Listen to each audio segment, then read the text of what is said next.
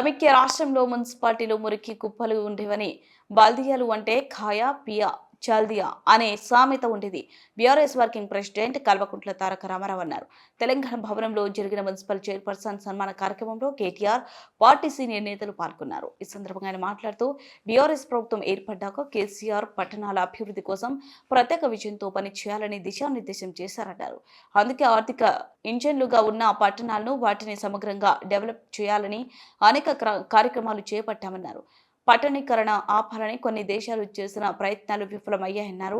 పట్టణాల విస్తరణ ఆపడం వీలు కాదు, కానీ ప్రభుత్వాలకు వాటిని సమగ్రంగా అభివృద్ధి చేయడానికి మాత్రం అవకాశం ఉంటుంది.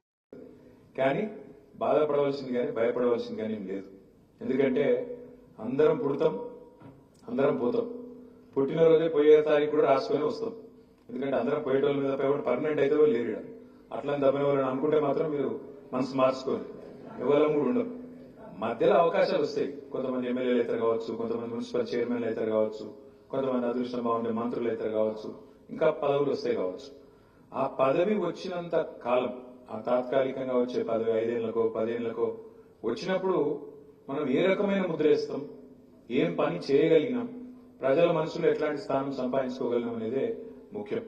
ఎందుకంటే ఎవ్వరం పర్మనెంట్ కాదు, ఎవ్వరం శాశ్వతం అయితే కానే కాదు. నేను పక్కాగా ఖచ్చితంగా చాలా విశ్వాసంతో చెప్పగలుగుతాను. ఎందుకంటే నేను 10 ఏళ్ల పాటు మంత్రిగా పనిచేసిన, చాలా రాష్ట్రాలు తిరిగినా, చాలా దేశాలు తిరిగినా, చాలా మంది మున్సిపల్ మంత్రులను కలిసిన, కేంద్ర ప్రభుత్వంలో కూడా చాలా మంది పెద్దలను కలిసిన. ఘంటాపదంగా విశ్వాసంతో చెప్తా ఉన్నా, గత 10 ఏళ్లలో తెలంగాణ మున్సిపాలిటీలో జరిగిన పని భారతదేశంలో ఎక్కడా జరగలేదు. ఇందులో తేడా లేదు. ఎందుకంటే మొత్తం దేశం తిరిగిన, చాలా రాష్ట్రాలకు పోయినా, వాళ్ళు పరిశాన ఎదురు. మన ఎంపీలను పట్టుకొని పక్క ఎంపీలు అడుగుదు, మీకు ఎందుకయ్యా ఇన్ని అవార్డులు వస్తున్నాయి, ఎట్లా వస్తున్నాయి అంటే కొన్ని చెప్తే విచిత్రం అనిపిస్తుంది.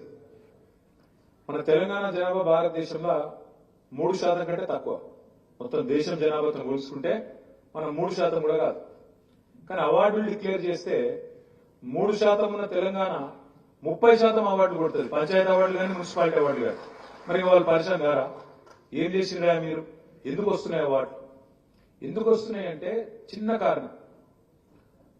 మున్సిపాలిటీని ఉర్దూలో బల్దియా అంటారు. బల్దియా పురపాలిక, దాని ఉర్దూలో బల్దియా. బల్దియా అంటే ఇక మనకు మొదటి నుంచి ఇంతకుముందు సీనియర్ చెప్పినట్టు ఒక సామెత ఉన్నది. బల్దియా ఖాయా పియా చల్దియా అంటే ఇటు వచ్చిన వాళ్ళు ఏముండదు చేసేది, వచ్చుడు, తినుడు, తాగుడు, ఈగలు దోమలు కొట్టుడు, అవతల వడుడు తప్ప ఏముండదు వీళ్ళు చేసేది ఇతను ఏం కాదు అనే ఒక విధంగా బల్దియా అంటేనే ఒక దురభిప్రాయం కలిగే విధంగా. మున్సిపాలిటీలు అంటేనే మురికి కూపాలన్నట్టు. మున్సిపాలిటీలు అంటే వీళ్ళకి ఏం సాధ కాదు, ఏదో పేరు పదవులు ఉంటారు తప్ప వీళ్ళతో ఏం కాదు అన్నట్టుగా మన మీద ఒక ముద్ర వేసినారు. కానీ కేసీఆర్ గారు వచ్చిన తర్వాత మొదలు మాకు 2014లో కూర్చోబెట్టి దిశానిర్దేశం చేసినారు. కేసీఆర్ గారు ఏమన్నారంటే, ఒకనాడు మహాత్మా గాంధీ గారు భారతదేశానికి స్వాతంత్రం వచ్చిన కొత్తలో ఒక మాట అన్నారు, భారతదేశం పల్లెల్లోనే నివసిస్తుంది అని ఆనాడు మహాత్మా గాంధీ గారు అన్నారు. వాస్తవమే. ఎందుకంటే సింహభాగం, ఎక్కువ శాతం భారతదేశం పల్లెల్లోనే ఉంటుంది.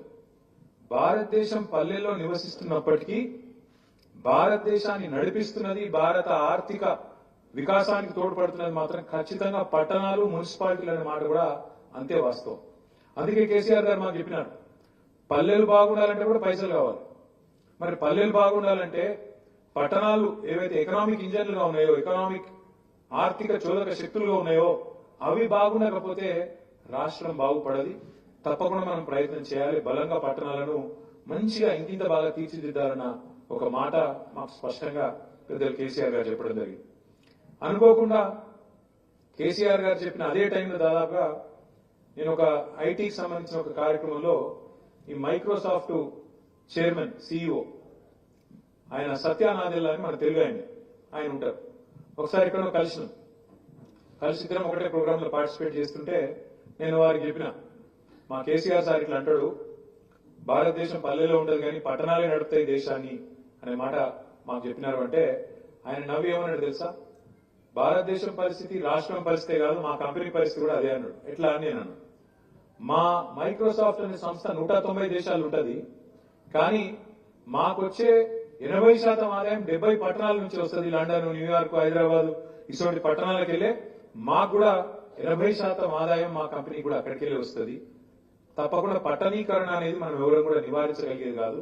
ప్రపంచవ్యాప్తంగా మీరు చూస్తే ప్రజలు ఎదిగే క్రమంలో, దేశాలు ఎదిగే క్రమంలో, రాష్ట్రాలు ఎదిగే క్రమంలో పట్టణీకరణ పెరుగుతుంది. ఎందుకు జరుగుతుంది పట్టణీకరణ? మా షాద్నగర్ చైర్మన్ సాబ్ ఇక్కడ ఉన్నాడు. ఎందుకు షాద్నగర్కి ఎందుకు వస్తారు ప్రజలు? చుట్టుపక్కల ఉండే పల్లెల్లోంచి కానీ చుట్టుపక్కల ఒక 30-40 కిలోమీటర్లకి ఎందుకు వస్తారు? ఎందుకు వస్తారంటే కొంతమంది ఉపాధి అవకాశాల కోసం వస్తారు, కొంతమంది పిల్లల చదువుల కోసం వస్తారు, కొంతమంది తల్లిదండ్రులకు ఆరోగ్యం బాగాలేకపోతే, ఆడ సౌలభ్యం బాగాలేకపోతే ఈడికి వస్తారు, చూపెట్టుకుంటారు, అవసరమైతే అక్కడ ఒక టికానా చూసుకొని అక్కడనే ఉంటారు. అట్లే ప్రపంచవ్యాప్తంగా, ఒక మన దగ్గరనే కాదు, ప్రపంచవ్యాప్తంగా చూస్తే పట్టణీకరణ